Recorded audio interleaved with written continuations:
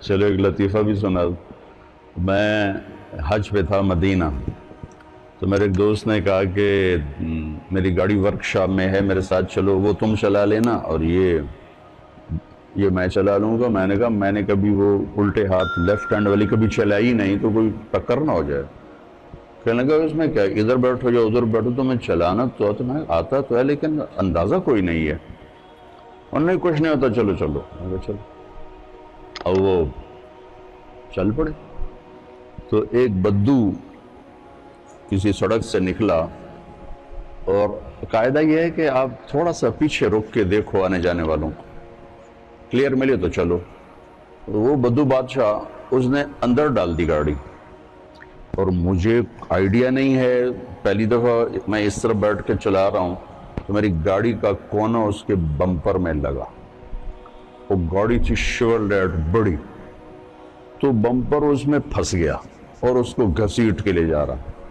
اور مجھے کھڑ کھڑ کی آواز آنی شروع ہوگی۔ میں نے کہا یہ کیا چکر، یہ کھڑ کھڑ کیا ہو رہا ہے؟ میں جا رہا ہوں۔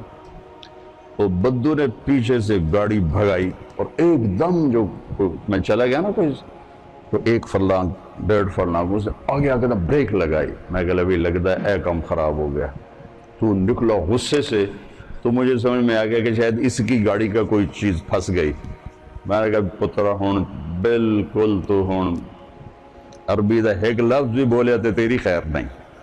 اس نے آ کے دروازہ کھولا، انزل۔ میں کہا حاجی پاکستان۔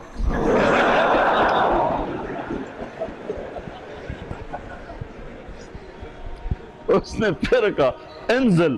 میں کہا حاجی پاکستان۔ اور وہ غصے میں شروع، میں کہا حاجی پاکستان، اور خیر وہ ہنس پڑا کہنے لگا جاؤ۔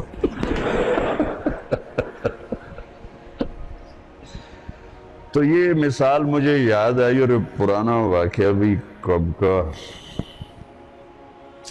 92 کا ہے یہ واقعہ۔ لا الہ الا اللہ محمد رسول اللہ۔